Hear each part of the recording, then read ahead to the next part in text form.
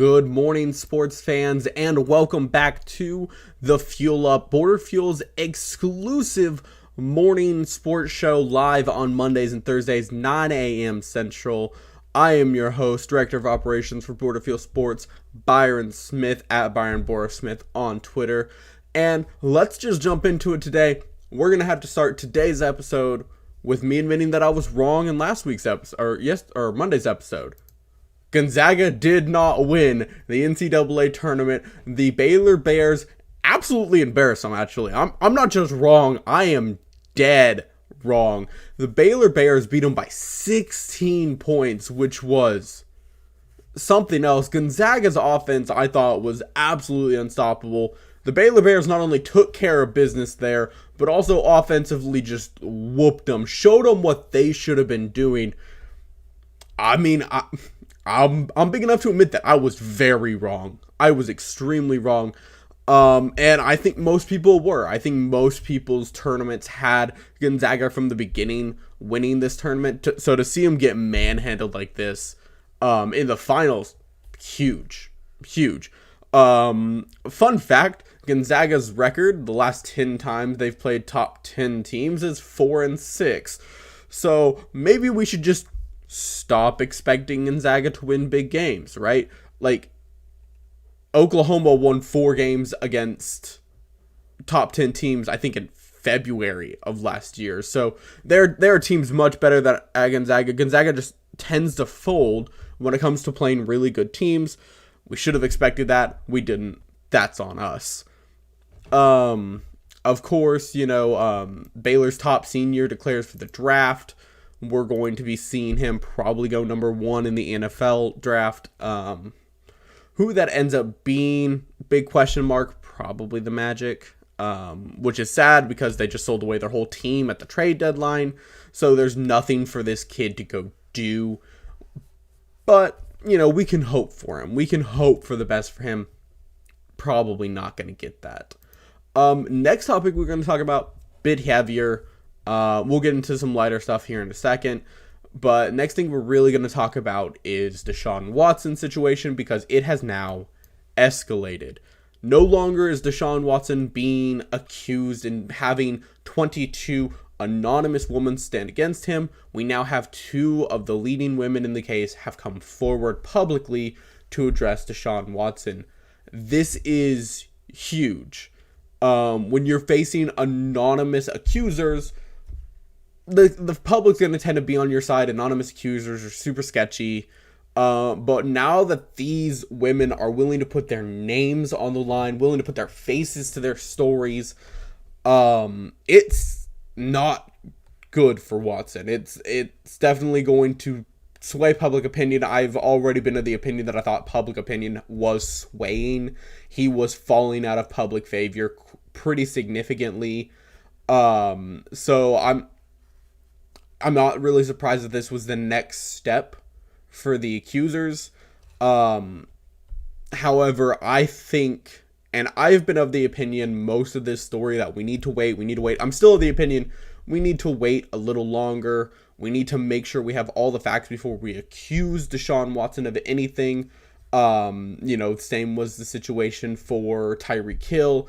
We needed to wait. We didn't wait. Turns out we were wrong. We still need to wait on Deshaun Watson. But now that these accusers are public, this case is going to go on longer, right? They are now public figures. They're now in the spotlight. That's going to make this case go on even longer and drag. Deshaun Watson is not playing football in 2021, right? I've been of the opinion that I didn't know if Deshaun would play this year. That was my big question mark, but I was certain he'd play in 2022, and I was certain at that point he would definitely not be playing football in a Texans jersey.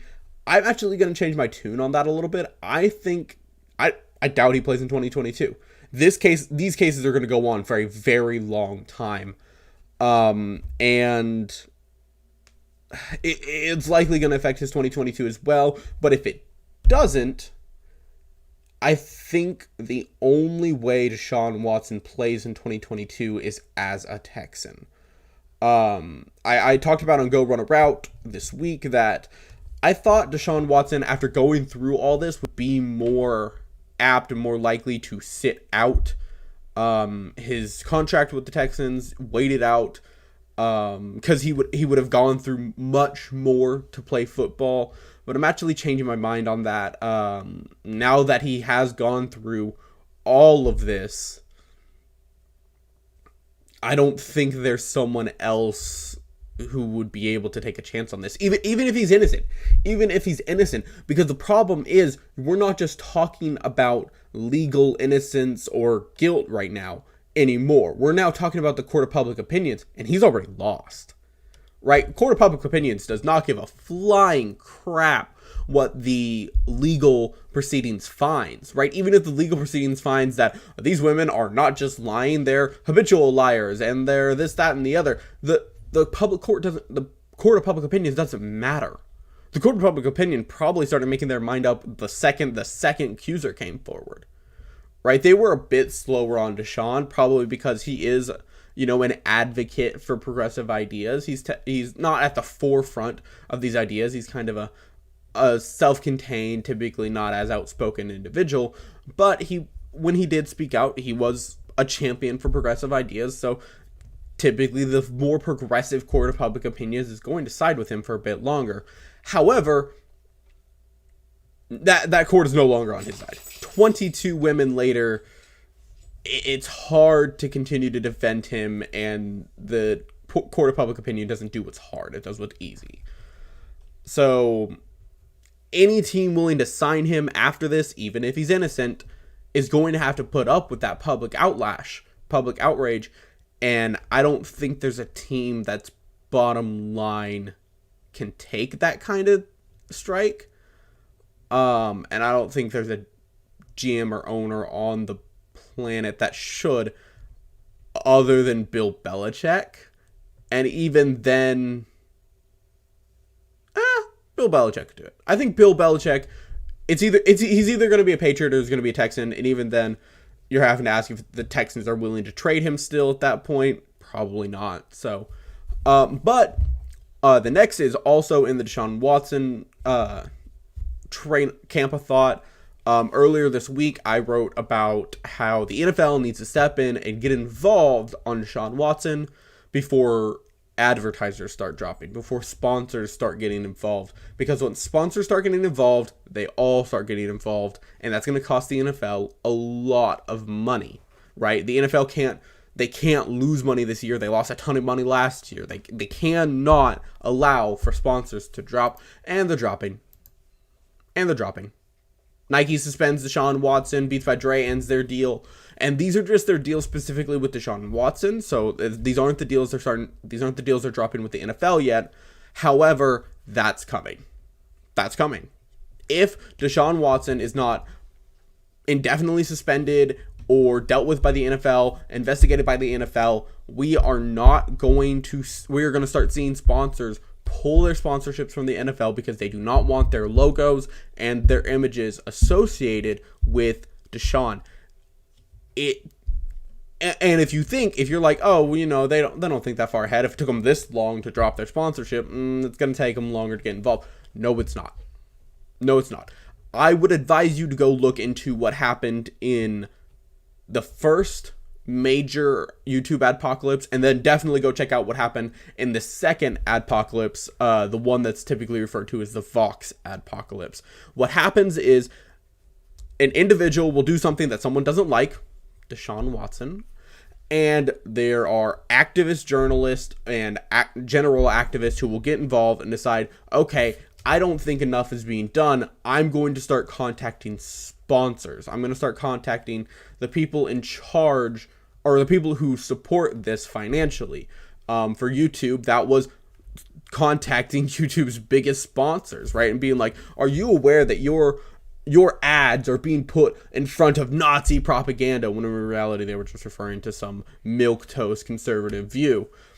And that's what's going to happen at this point. Activist journalists and activists are going to get involved. They're going to start calling up Nike. They're going to start calling up Under Armour. They're going to start calling up all of these companies that sponsor the NFL and being like, are you aware that your ads are being played, that your logo is right here, right next to Deshaun Watson's face? Do you know what Deshaun Watson did? Do you know what Deshaun Watson is being accused of? And then these advertisers who have a bottom line to protect can't blame them for that, are going to start threatening the NFL or pulling their ads. The NFL has to be active now. They're not, for some reason. They're tiptoeing around the situation. They don't want to talk about it. They don't want to address it. And I don't think you can do that as the NFL. I think as the NFL, you have to see the cap hit that's about to come if all of your sponsors drop out, and you have to say, okay, I get it. We should probably wait for the legal proceedings to finish. But until those finish, Deshaun, your ass isn't touching this field. And the fact that they haven't, I don't understand it. I don't understand how you can look at all the problems teams are having to go through right now to deal with the cap issues you put them through because you couldn't deal coronavirus properly, right? You didn't do what Wimbledon did and set up a rainy day fund for in case something like this happens, right? You lost money. You found no way to supplement the income and to supplement the cap hit that the teams had to take. So they had to take a giant cap hit. Teams that were already struggling with the cap as it was last year are now struggling with the cap 10 times worse because it dropped, because you couldn't find a way to make that money back, right? Next year, we were supposed to have a huge influx of cap space because the TV deals were coming, the fans were coming back, the sponsorships were going to get bigger. And that's not going to happen if the sponsorships aren't even there in the first damn place. So the NFL needs to figure out what the hell they're doing and say, okay, we got to get involved in the Deshaun Watson case. We can't continue to just wait for it. It's embarrassing that they haven't gotten involved already. It's embarrassing if they wait any longer. So I think soon we're probably going to see them get involved. There's no way they can wait this long. But if they do, start expecting the cap to drop next year. If the longer the NFL waits, the less the cap rises next year. And if they wait long enough, it starts dropping. That's all there is to it, right? We're going to take a next step. We're going to try and get off this heavy-ass subject. And we're going to move on to Sam Darnold being traded to the Panthers. That was exciting. Happened like right after the show earlier this week. Sam Darnold was traded to the Panthers. The Panthers traded away almost nothing for him. Fantastic for him. And the Panthers are kind of addressing Sam Darnold as if he's QB1, which is weird. And then they are allowing Teddy Bridgewater to seek a trade, which tells me that they aren't going forward with him, which is a lot of weird stuff happening right there for that. Sorry.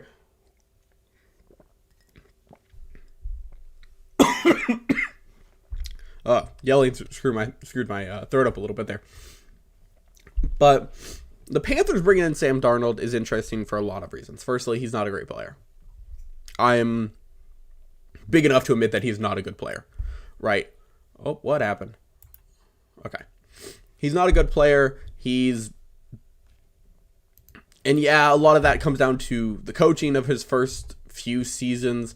But after that, you have to be like, okay, good players find a way to make things happen. He didn't do that. Secondly, he's not as good as Teddy Bridgewater. So I don't know what's going on for the Panthers here. My only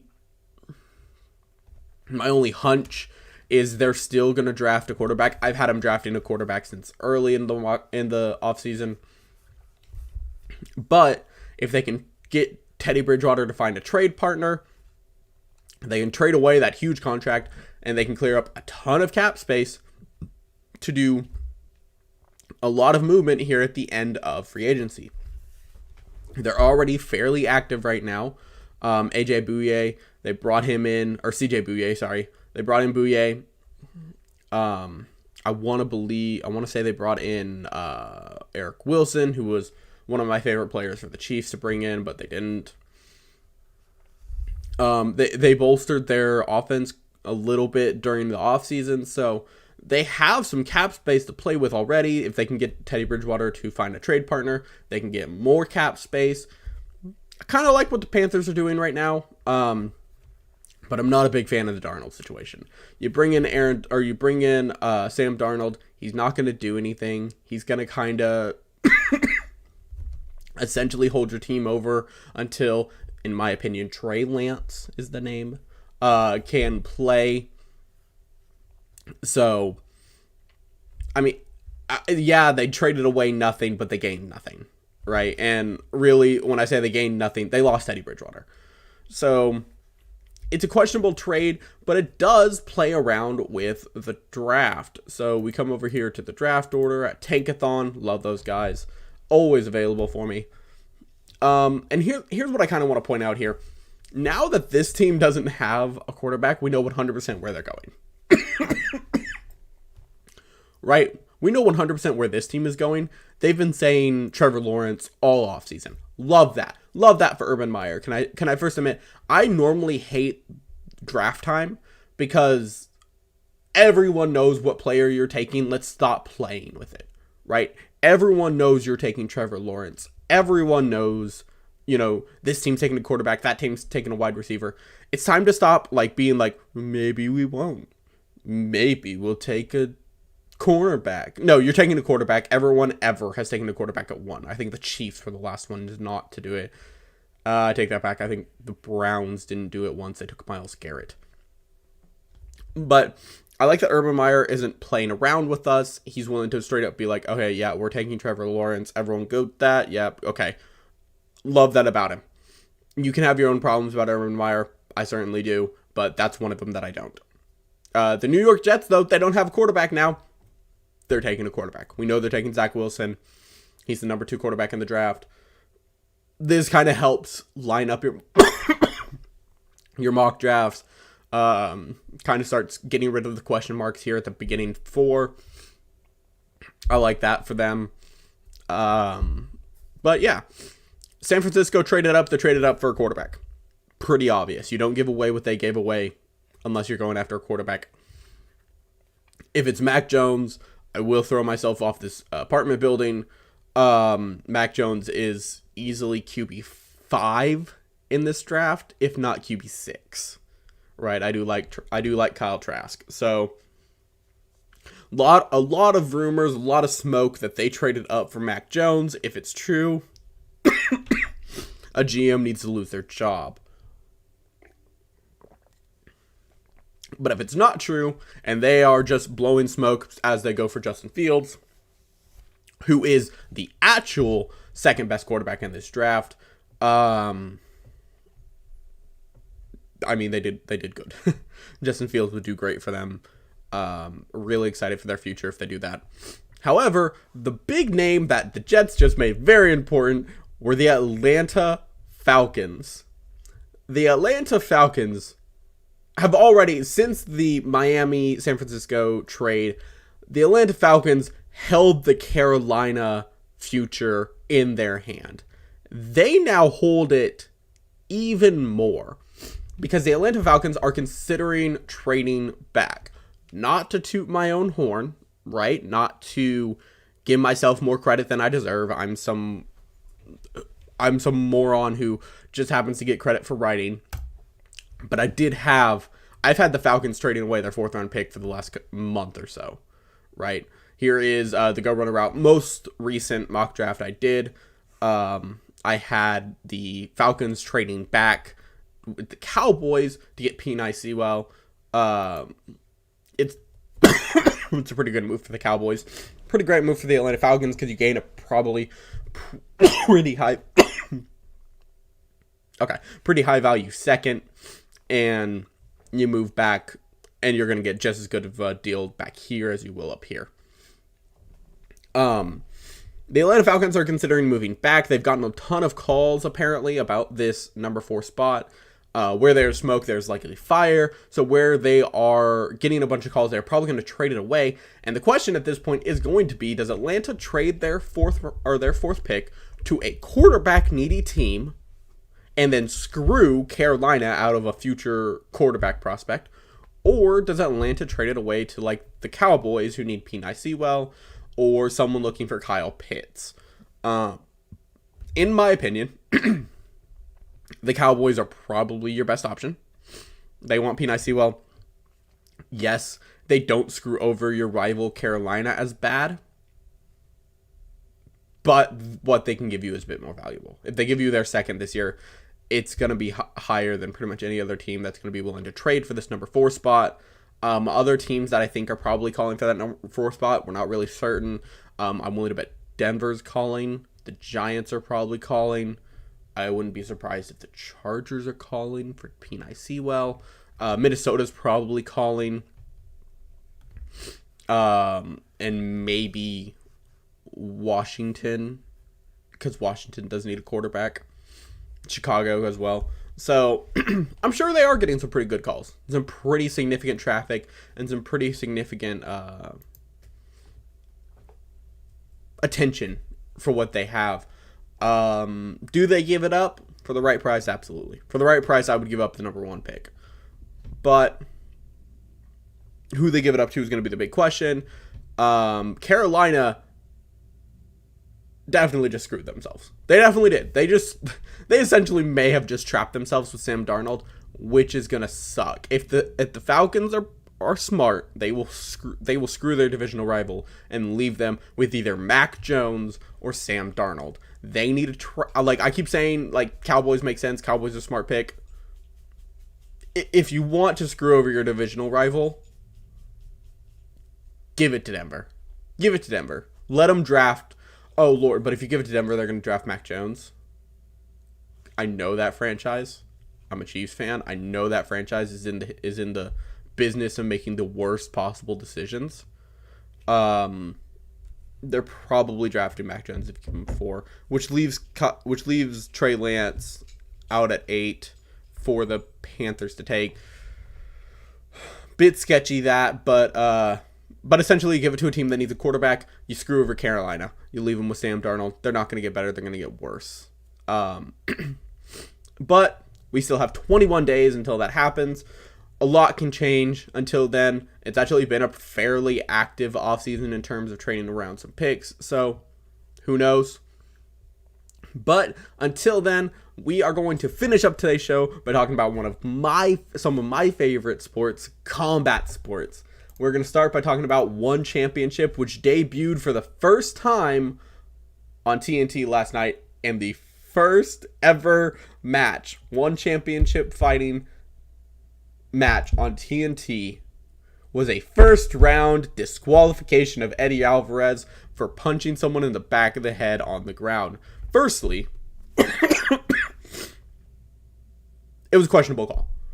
Right, Eddie Alvarez is punching this dude right at the back of the right at the back of the ear.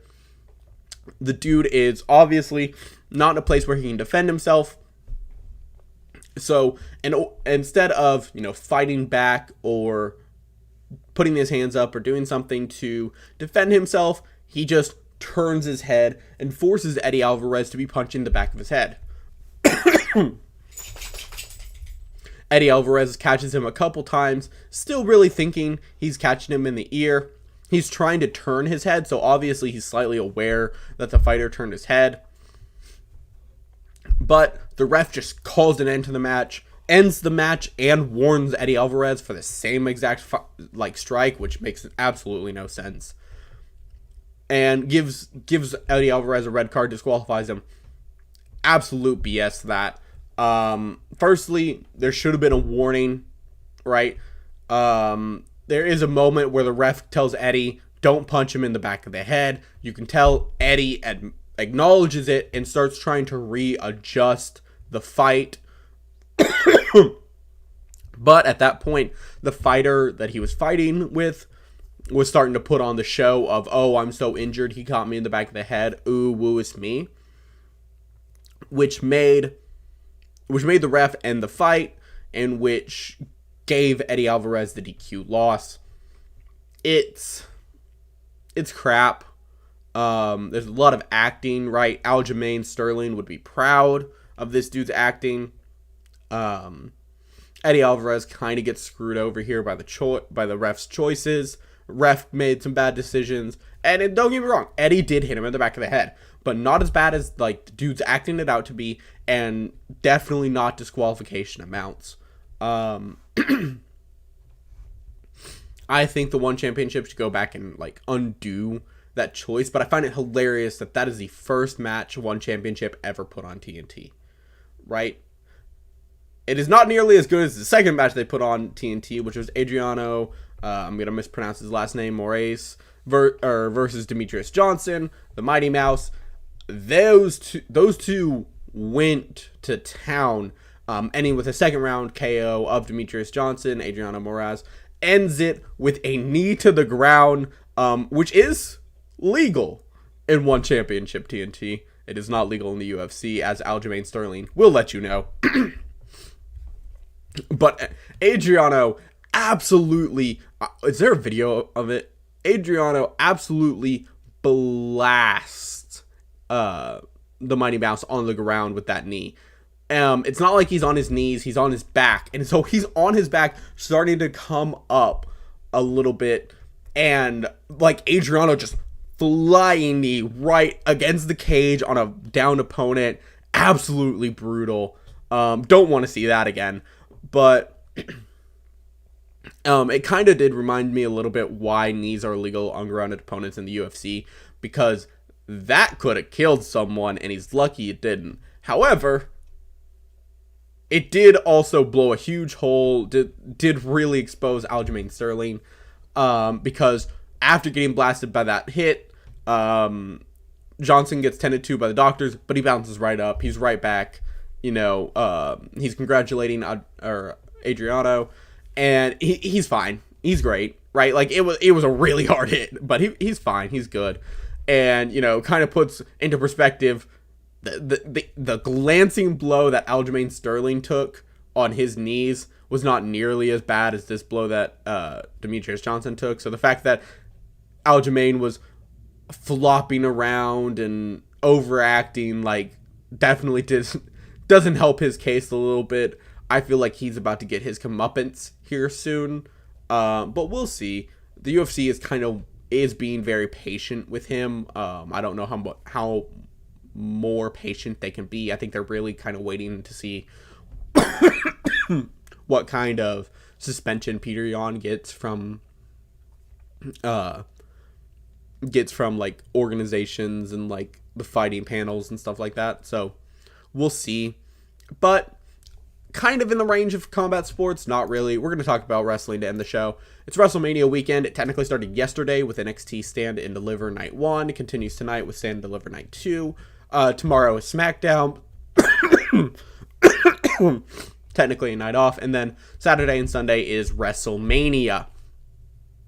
What's happening at WrestleMania? I don't know. When it comes to WWE content, I watch Money in the Bank sometimes, the Royal Rumble, and then normally I might keep up with like Elimination Chamber, but then normally it's just Royal Rumble, Elimination Chamber, WrestleMania. That's pretty much all I watch, and most times I'll miss WrestleMania. I haven't really kept up with the WWE in a long time. Not really a big fan of their product. I'm a bigger fan of AEW. Okay, so I'm not seeing the match card on here where I thought I would. Let's just go ahead and pull up the WrestleMania match card.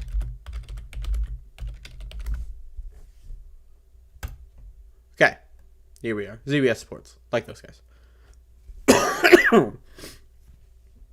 So night one, which is Saturday night, is Bobby Lashley versus Drew McIntyre for the WWE Championship, which is Raw's Championship. Bianca Belair versus Sasha Banks. Don't really like either of them. Sasha Banks is my favorite of the two, but Bianca Belair doesn't really have anything, but people for some reason love her, so whatever. The rapper and Latin American music star Bad Bunny and Damian Priest versus The Miz and John Morrison. Okay. Celebrity matches, always a great idea. Cesaro versus Seth Rollins, two great technical wrestlers. Glad to see they're going to get a chance to just do what they do. Raw Tag Team Championships, The New Day versus AJ Styles and Omos. Remember when the WWE had fun tag teams and didn't just have to stick two singles stars to get together for a tag team? I do. Shane McMahon versus Braun Strowman in a steel cage. Again, Shane McMahon. I think isn't this like the second year in a row he's wrestled Braun Strowman at WrestleMania? Maybe the third. I don't know what this dude's obsession with wrestling Braun Strowman at WrestleMania is, but he needs to get over it real quick because people like, it's really boring. It's really stupid. And I'm seeing a women's tag team turmoil match here. They get to challenge the women's tag team champions on night 2. Firstly, women's tag team champions Nia Jax and Shayna Baszler. Stupid. Nia Jax couldn't wrestle her way out of a wet paper sack. So the fact that it's on them is boring and it's stupid, and I hope whoever wins takes it off of them. Personally, looking at this list, I'm hoping for the Riot Squad, but I really could not care about any of them. Second night, Roman Reigns versus Edge versus Daniel Bryan. Edge is back from an injury that should have ended his career. Daniel Bryan is back from an injury that should have ended his career. And suddenly, we all forgot that Roman Reigns can't wrestle. They turned him heel, made his character a little interesting, and we all forgot that he only knows about 7 moves. Which is fine. I mean, we haven't really seen Edge do significant work since his return. A lot of that has to do with his pay-per-view, or not with his pay-per-view, with his injury, and also that his first rivalry was against Randy Orton.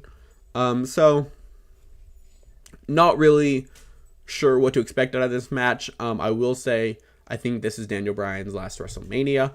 I don't think he's going to retire. I think he's going to get the hell away from WWE. He's going to go wrestle in AEW. Maybe do a little work in Ring of Honor and New Japan. But really, I think he is eyeballing Kenny Omega right now. And I would not be surprised if Tony Khan already has him a contract written. Raw Women's Championship, Asuka versus Rhea Ripley. I miss Becky Lynch. Rhea Ripley's great. Like I'm not gonna sit here and be like I miss Becky Lynch because Rhea Ripley's bad. Rhea Ripley's great, and so is Asuka. But I mean, they're great wrestlers, but no one is going to be as interesting as Becky Lynch was for that year. And so, like, I don't really know what else to say. I just hope that Becky Lynch, like, she's on maternity leave right now. Congratulations. Beautiful baby. I just hope she returns soon. I miss her so much. The Fiend, Bray Wyatt versus Randy Orton in the most played out feud we have right now. Why is this not a Firefly Funhouse? Right? Like, we kind of proved last year, those are super cool and those are super fun. Why the hell aren't we doing it this year? Right? Like, last year's Firefly Funhouse was the most talked about thing of WrestleMania. Nobody could shut up about John Cena's Firefly Funhouse match with Bray Wyatt. For Pete's sake, John Cena is selling the Firefly Funhouse match so well, he hasn't showed up since. Right? Like, these are big deals. Why the hell are we not doing it this year? Firstly, you could do it. You have another fanless WrestleMania. You need to take advantage of what should be one of the last events you do without fans in attendance. One last time, let's do some editing BS. One last time, let's do some cinematic crap so that we can take advantage of this situation we've been handed by God.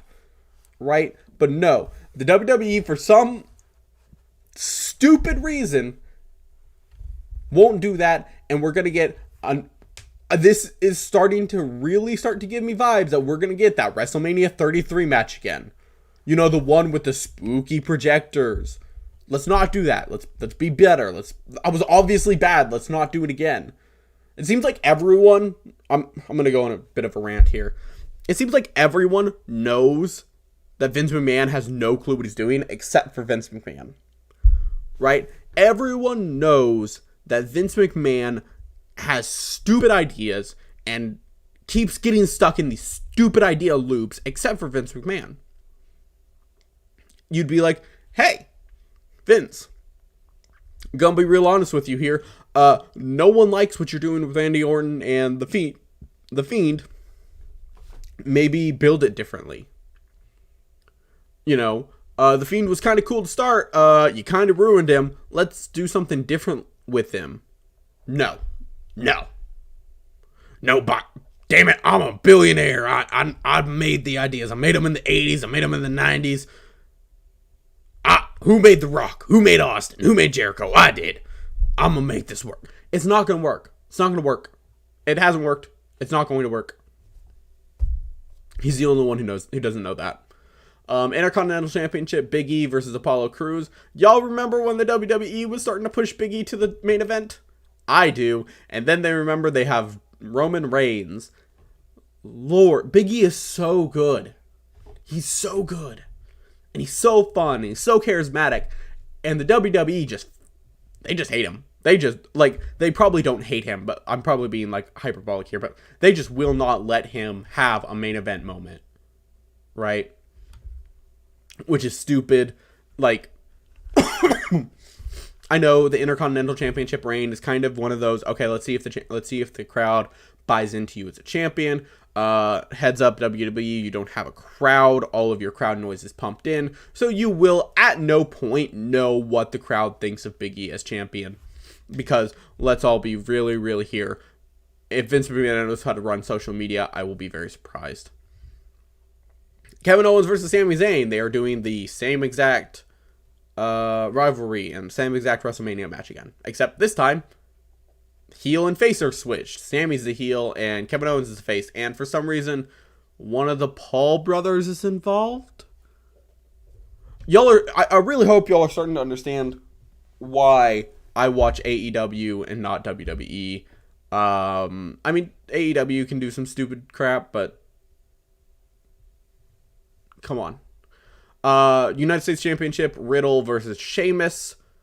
Yeah. Takes a lot to have strong opinions about that match, huh? Sadly, they have kind of crapped on Matt Riddle. He is not nearly as good as he was on the Indies. So it's whatever. And I forgot Sheamus was here, to be honest with you. Y'all remember when Sheamus and Cesaro were in a tag team? The bar was fun. That was fun. I liked that. And then here's that women's tag team championship match. Again, why is any title on Nia Jax? And apparently they have forgotten to finish their article because they only have one prediction here. I absolutely love that. I love that they just forgot to finish their article. Man, I love that. It's WrestleMania. It takes a lot to have strong opinions of it. I don't. But that's about it we have for the Fuel Up today. Make sure to go to our channel, hit that subscribe button, hit that notification bell, because it'll let you know when I go live. It'll let you know when Border Fuel Live goes live. That's hard to say. Don't want to say that again. It'll let you know when Balling Over Beers go live. It's the Masters, so he's having a fantastic time. Go check out Justin's videos, Balling Over Beers. He also does a lot of stuff about NFL Top Shop. And then make sure to go check out our site at borderfuelsports.com. Go read some articles. We have some great stuff up right now, including some of our Border Fuel Patreon content. We have Roberto is doing some WrestleMania moments reflections. Of course, I can continue my AEW content and some Kansas City Chiefs content. So go check out the site. We have a lot of exciting stuff going on, and we'd love for you to be a part of it. But until then, let's hit that outro music.